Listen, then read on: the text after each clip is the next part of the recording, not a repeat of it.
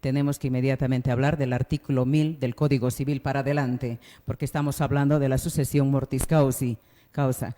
Ahora, si hablamos inmediatamente de este aspecto tan importante, tenemos que nosotros referirnos ¿qué indica el Código Civil boliviano? El Código Civil boliviano indica cuando una persona fallece sin dejar testamento, los llamados o las personas que fallecen, ¿quiénes son las personas, los herederos? Los herederos que van a recibir los porcentajes indicados. Entonces, por ejemplo, hablemos de un ejemplo. Inmediatamente existe un matrimonio y dos hijos. En el matrimonio y dos hijos fallece el cónyuge. ¿Cuántas personas quedan? Quedan tres, el cónyuge y los dos hijos. Al fallecimiento del cónyuge ha aparecido dos inmuebles. Un inmueble es el inmueble ganancial, bien patrimonial comprado por el matrimonio. Y hablemos del bien patrimonial. Eso ha sido adquirido por el fallecido cónyuge en la vida durante la vigencia del matrimonio en herencia. Inmediatamente si hablamos del bien ganancial, el bien ganancial es el 50% de acciones y derechos para la esposa y 50% de acciones y derechos para el cónyuge fallecido. Esos 50% que está flotando, entonces ahí tenemos que hacernos una pregunta. ¿Cómo recibe herencia la viuda en esta situación? La esposa, la cónyuge, recibe herencia inmediatamente junto con los dos hijos bajo el 50% flotante. ¿En qué consiste aquello? Que el 50% se divide entre tres.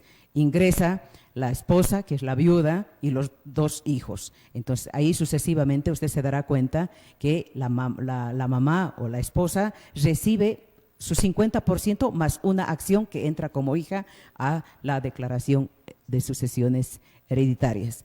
Vayámonos al segundo ejemplo. En el segundo ejemplo, por ejemplo, tenemos que explicar ¿qué ocurre en un matrimonio? Un matrimonio como, por ejemplo, en un matrimonio está la esposa y el esposo y ha fallecido el cónyuge, pero no hay hijos, pero sí viven los padres, los suegros, los padres del fallecido, los suegros de la viuda. En esta situación, ¿cómo recibe la herencia la cónyuge? La cónyuge recibe inmediatamente herencia.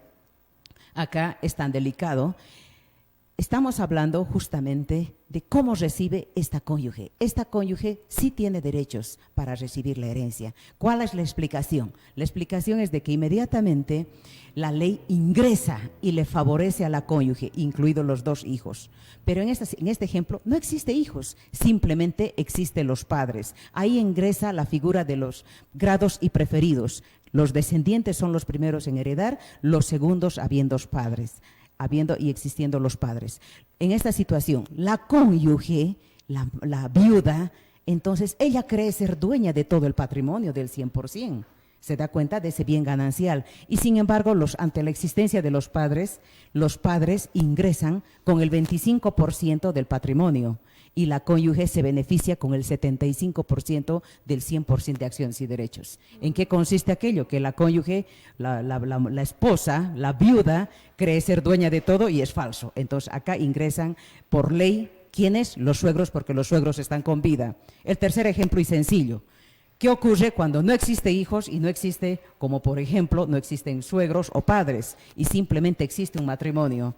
¿Quién hereda el 100% de acciones y derechos? El 50% la cónyuge, más el otro 50% de los bienes inmediatamente hereda la misma cónyuge. En total, 100% de acciones y derechos. Aquí hay una pregunta importante, grados y preferidos. ¿Quiénes son los primeros llamados a heredar? ¿Quiénes son esas personas indicadas? Primer grado.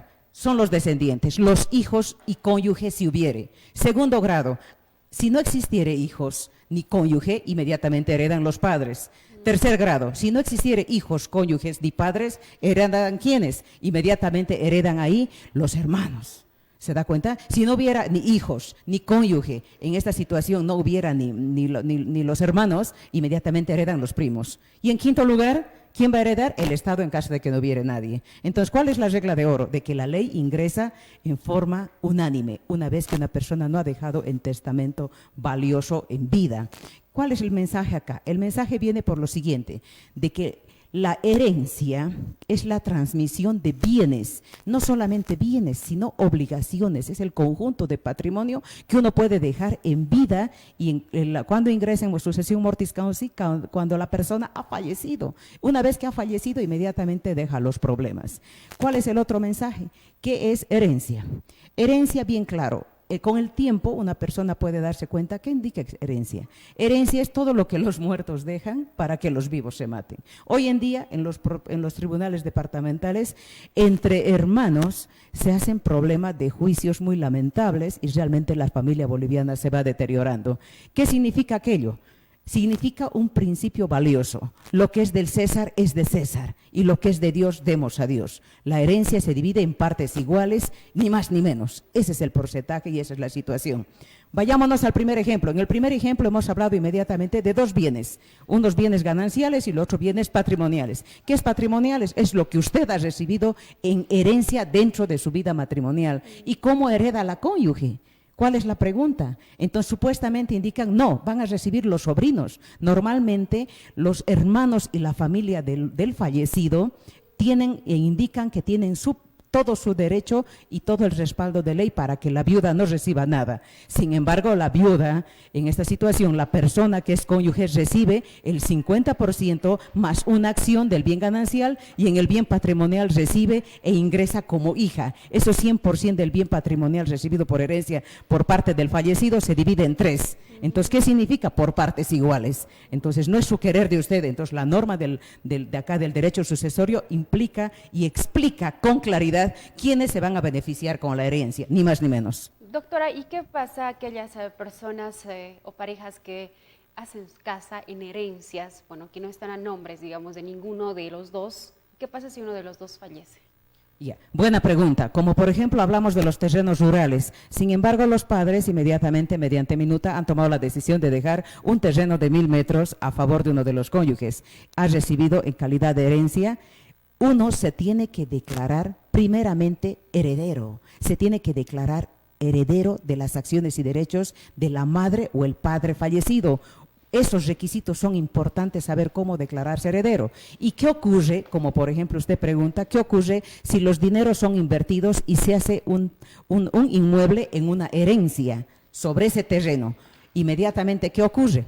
Entonces ahí empiezan los problemas. Primer aspecto, declárese heredero. Segundo aspecto, usted para invertir los terrenos tiene que saber si usted es casada, si usted tiene unión libre, si ha contraído matrimonio. ¿Para qué? Para que ese bien figure como bien ganancial o de lo contrario bien patrimonial. Si ese terreno ha recibido usted como herencia, inmediatamente se considera bien patrimonial. Patrimoniales y gananciales no se mezclan. ¿Se da cuenta? Es como, por ejemplo, el agua y la leche. No podemos mezclar. ¿Se da cuenta? Eso es diferente. Los bienes patrimoniales es de soltero puedes recibir durante el matrimonio y sin embargo existe una confusión. Llegado el momento indican, no, eso más nos corresponde porque es dentro de nuestro matrimonio. Eso es absolutamente falso porque todo lo adquirido dentro del matrimonio es ganancial. Usted en calidad de cónyuge puede recibir herencia de su esposa o de otro ser querido, puedes recibir herencia de una mamá, de un papá o de un ser querido y de la mejor forma posible. Hablemos del tema impositivo. ¿Cómo se benefician las personas que reciben herencia de acuerdo a los grados y preferidos? Primer aspecto, los hijos y el cónyuge es primer grado. Ellos pagarían el 3% del impuesto anual, el impuesto a la transferencia, y el 1% el impuesto sucesorio. ¿En qué consiste aquello? Total 4% a la renta. Y de acuerdo a los grados alejados, grados colaterales, cuanto más lejos sean los grados y preferidos, pagan entre el 20 y el 25%. Eso ya sale salado. Muy bien, doctora, vamos a hacer una pausa. En medio de la entrevista tenemos una información del momento. Adelante, Anaí.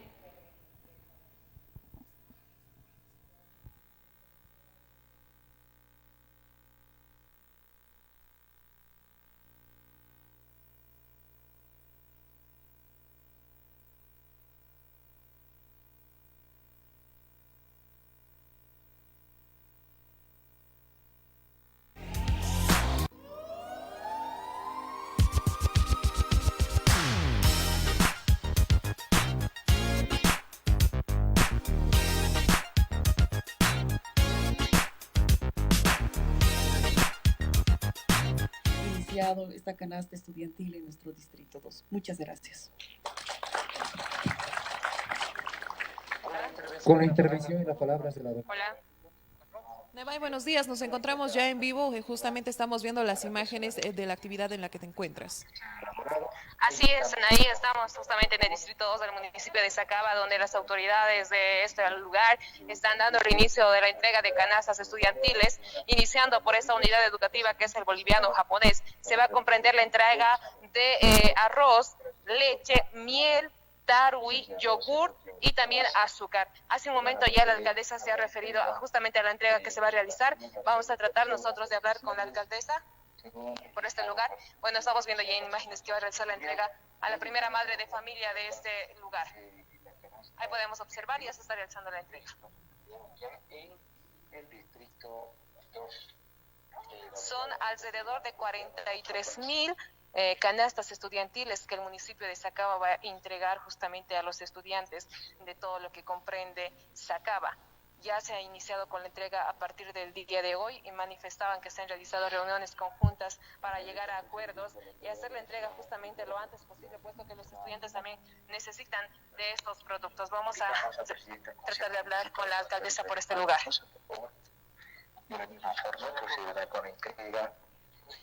Perdón.